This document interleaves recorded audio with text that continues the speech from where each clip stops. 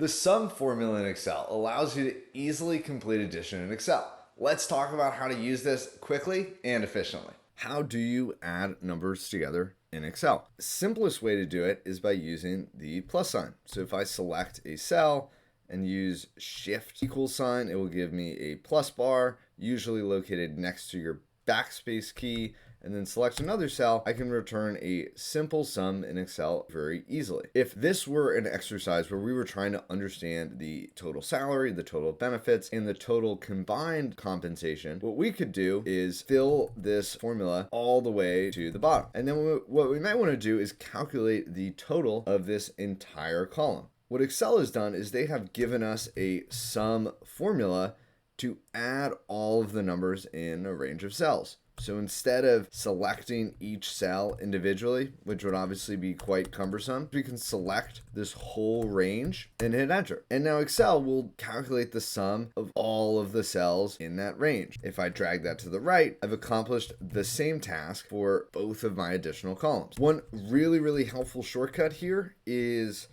Alt equal sign. What that will do is it will automatically calculate a sum. If I do that with numeric values to the left of my cell, it will calculate the sum of the row. Or if I do that with a cell above, it will calculate the sum of the entire column. Very helpful shortcut to know. The final way we could do this is with Paste Special.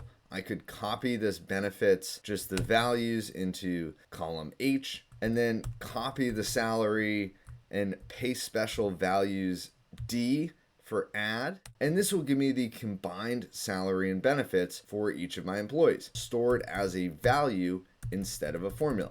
Typically, I have found best practice is to store these values as formulas. So Alt equal will be my shortcut. I can fill that down and then fill the formula across so that it's really dynamic and really easy for me to update. In case someone gave me a new file that said claustrophobia makes $100,000 a year, I can do that and everything will update. Where if I had stored salary and benefits total as a value, I would need to go through that whole process again. So using formulas will make your file more dynamic and more repeatable when there are changes to your source data.